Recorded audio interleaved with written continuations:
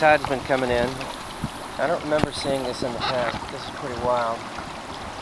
This is the tide pushing the air bubbles up out of the sand on Bird Creek, which is absolutely beautiful today. We haven't caught anything. We've seen just a few caught, but it's been pretty cool. And Christopher says he sees places where there's air just coming straight up out of the mud. Yeah, look at that. It's just pushing out of the mud. That's pretty wild. And it's just... Yeah, see, I just started another one right there. This is what we call liquefaction.